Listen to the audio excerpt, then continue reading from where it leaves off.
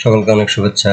আজকে আমরা দেখব যে অনলাইনে ইনকাম ট্যাক্স রেডি করার সময় আমরা যে রিবেট হিসাব করি, সেই রিবেটটা কিভাবে অনলাইন হিসাব হয় এবং ট্যাক্সটা কিভাবে অনলাইনে হিসাব হয় সেটা বিষয়ে আমরা একটু দেখব।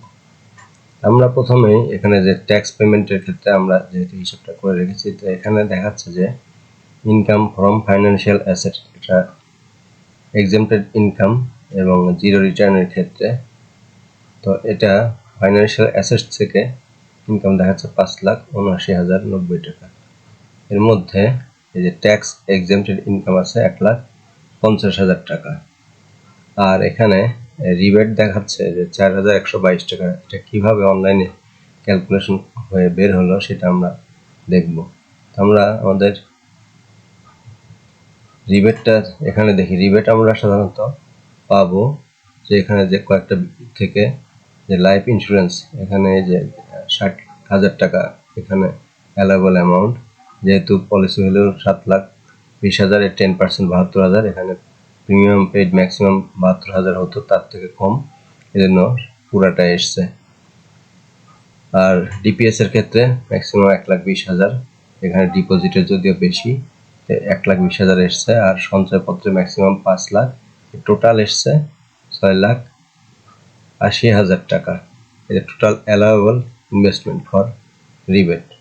তো আমাদের রিবেটের ক্ষেত্রে 15% অফ ইনভেস্টমেন্ট, এটার একটা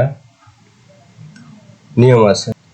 এখানে আমাদের total allowable investment of rebate হলো 6,80,000 টাকা। আমাদের নিয়ম অনুযায়ী যে 15% অফ ইনভেস্টমেন্ট হলো রিবেট হবে। তো এই 6,80,000 টাকার 15% হলো 1,02,000 টাকা। কিন্তু আমাদের রিবেট দেখলাম 4,122 টাকা। তাহলে আমাদের ইনকামের সোর্সটা দেখি। ইনকামের এখানে যে সঞ্চয়পত্র আছে, সঞ্চয়পত্র থেকে ইনকাম হলো 4,41,678 টাকা।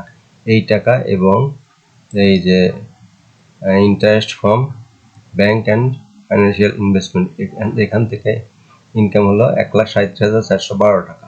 তো এই যে টোটালটা দেখা যাচ্ছে, এটাই কিন্তু আমাদের টোটাল, এই দুইটা মিলে যে টোটাল যে অ্যামাউন্টটা ইনকাম ফ্রম ফাইন্যান্সিয়াল অ্যাসেটস 5,79,090 টাকা এইটা। তো এখানে আমাদের যে রিবেটের ক্ষেত্রে হিসাব করতে হবে, এক্সেম্পটেড ইনকাম যেটা এই 1,50,000 টাকা, এটা পুরোটাই বাদ যাবে, ট্যাক্স হিসাবে আসবে।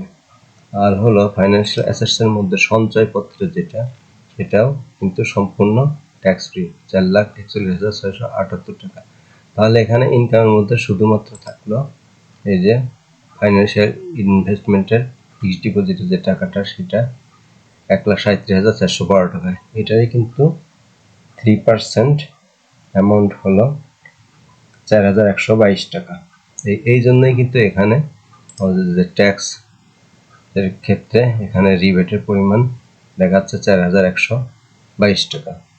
আর যেহেতু এটা 3.5 লাখ টাকা কম, বা মহিলাদের ক্ষেত্রে 4 লাখ টাকা কম, সেই জন্য এটা কিন্তু ইনকামের যে শুধুমাত্র ট্যাক্স এক্সেম্পটেড ইনকাম 1,50,000 টাকা, এজন্য এটা কিন্তু এই যে ভ্যালু যেটা টিডিএস দেখানো হয়েছে সঞ্চয়পত্রের, তাহলে রিফান্ডেবল এখানে এই যে টোটাল পেমেন্ট 57,959 টাকা, আর রিফান্ডেবল 0, পেয়েবল 0।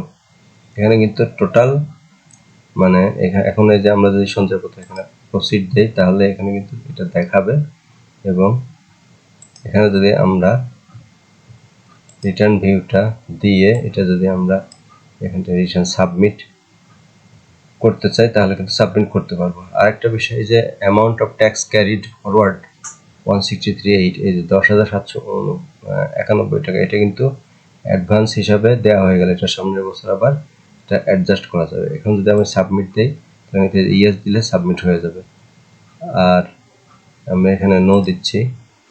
এইখানে যদি আমার টাকা পেমেন্ট পরিশোধের করা লাগতো, তাহলে কিন্তু এই অ্যামাউন্টটা দেখাতো এবং ভ্যালু দেখাতো কত টাকা দেওয়ার পর তারপর সাবমিট করা যাবে।